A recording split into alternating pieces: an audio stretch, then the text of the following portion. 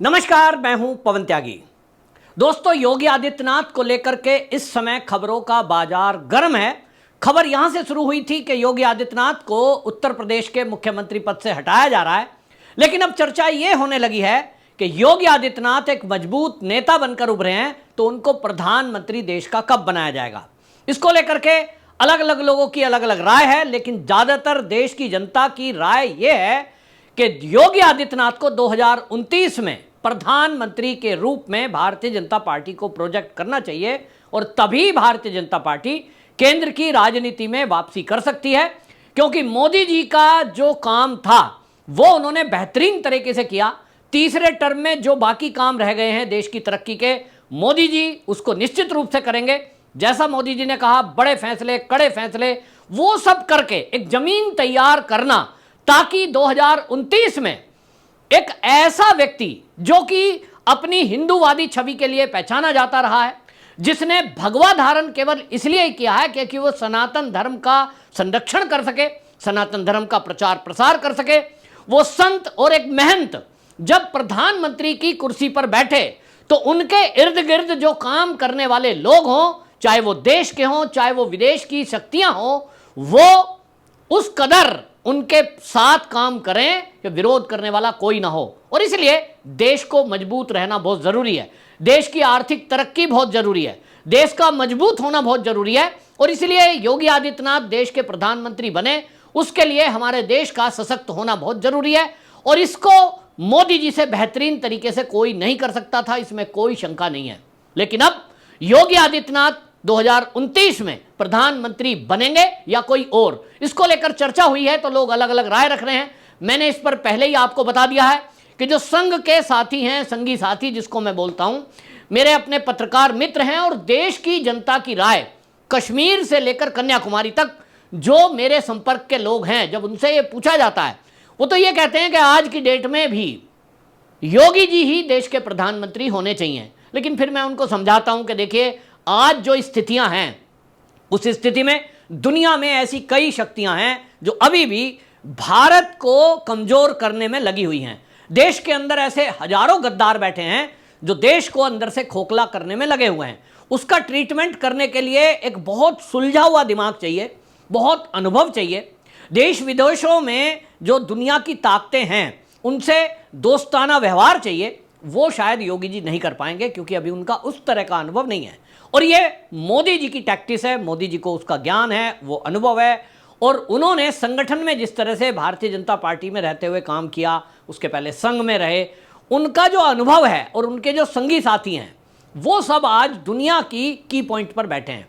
और इसलिए मोदी जी को हटाना, मोदी जी को हिलाना, मोदी जी को कमजोर करना, चाहे देश के अंदर के गद्दार हों चाहे देश के बाहर के, उनके बूते से बाहर है। योगी जी के लिए मोदी जी जमीन तैयार कर रहे हैं। आपने वो मोदी जी का कंधे पर हाथ वाला सीन देखा होगा, किस तरह से एक आत्मीयता से योगी जी के कंधे पर उन्होंने हाथ रखा था, और वो फोटो क्लिक हुई, बहुत वायरल हुई थी। और वो सच्चाई है कि मोदी जी की भी पसंद योगी जी हैं। अब इस मामले में दिव्य कीर्ति, जो कि आईएएस को कोचिंग देते हैं, अब कितने ही देश के आईएएस उनकी कोचिंग के द्वारा देश में जगह जगह बैठे हैं, कोई आईपीएस बने हुए हैं। वो दिव्य कीर्ति, एक पॉडकास्ट में उनसे पूछा गया ये सवाल कि आप आज की राजनीति को किस तरह से देखते हैं। तो लंबा पॉडकास्ट था वो, लेकिन उनसे जब योगी जी के बारे में पूछा गया कि आप क्या देखते हैं कि योगी जी देश के प्रधानमंत्री कब बनेंगे, तो उन्होंने कहा, देखिए, योगी जी की उम्र और मेरी उम्र लगभग एक जैसी है।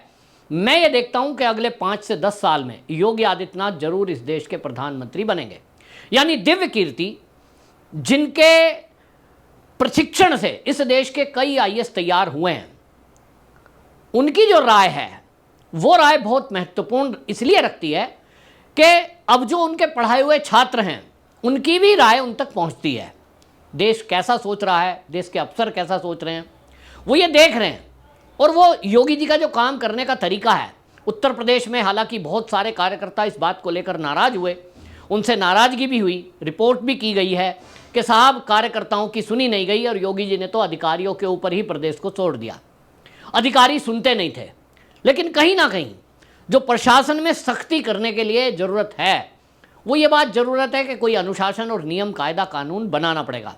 नहीं तो समाजवादी पार्टी के शासन में और भारतीय जनता पार्टी के शासन में क्या फ़र्क रह जाएगा कि अगर थानों में कार्यकर्ता जाकर अपराधियों को छुड़ाने लगें, अधिकारियों से कोई अपना टेंडर पास करा ले, कोई अपना काम करा ले, तो कुछ तो अंतर होना चाहिए। और इसी अंतर को दिखाने रखने के लिए योगी आदित्यनाथ ने नियम बनाया। इस पर मैं पहले कई बार बोल चुका हूं।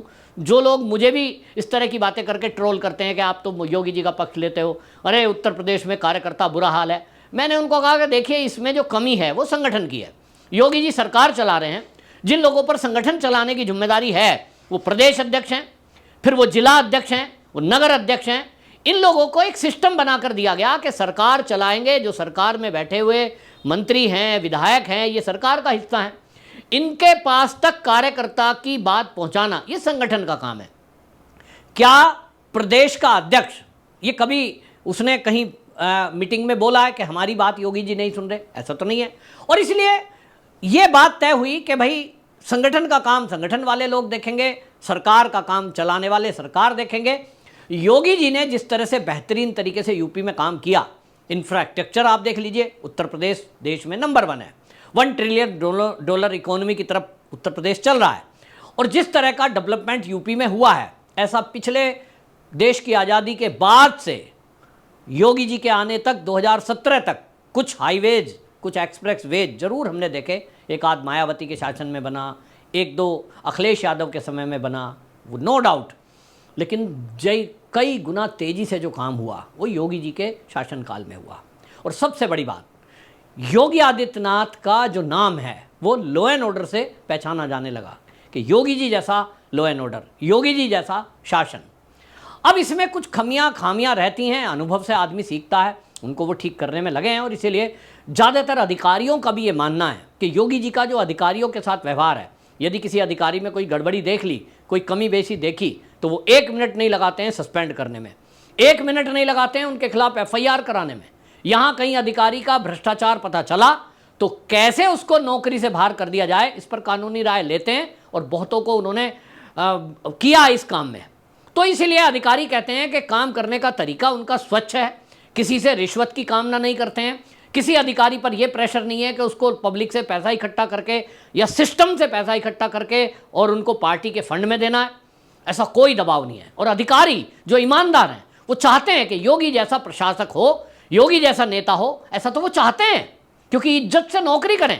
उत्तर प्रदेश के नौकरी करने वाले जो कुछ IPS हैं, 1-2 IAS से मेरी जो बात होती है वो ये कहते हैं कि नौकरी करने का आनंद अगर कहीं उत्तर प्रदेश में पहली बार आया तो वो 2017 के बाद आया, क्योंकि हम सम्मान से अपनी नौकरी कर पा रहे हैं। इसके पहले हालत ये थी कि एक सड़क छाप गुंडा जिसके ऊपर समाजवादी का टैग लग गया है, वो समाजवादी पार्टी का कोई जिला अध्यक्ष हो, कोई पार्टी का कार्यकर्ता हो, बस वो है कुछ भी, अपराध ही है कुछ है, लेकिन वो समाजवादी पार्टी का कार्यकर्ता है ऐसा कहकर कार्यालय में घुसता और फिर हमारी बात किसी से करा दे।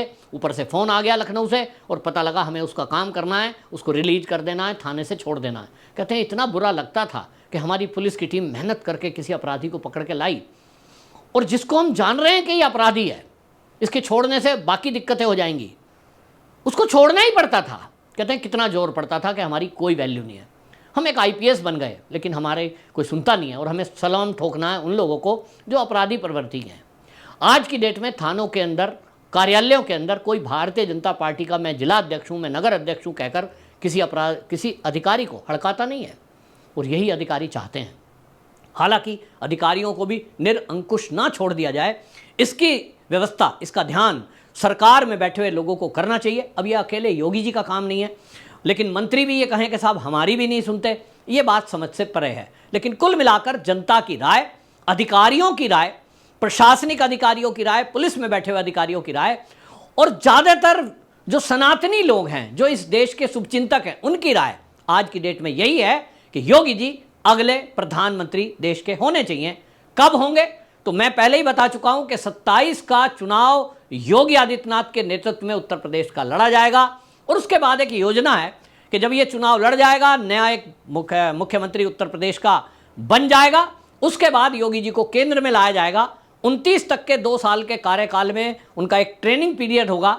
हो सकता है उनको गृह मंत्रालय दे दिया जाए, गृह राज्य मंत्रालय दे दिया जाए, प्रधानमंत्री के साथ उनको किसी लगा दिया जाए, PMO कार्यालय दे दिया जाए, और 29 में फिर योगी जी के चेहरे पर ही ये चुनाव लड़ा जाना है और तभी देश एक होकर और सब कुछ भूलकर केवल हिंदुत्व के मुद्दे पर वो चुनाव होगा, 100 करोड़ सनातनियों का।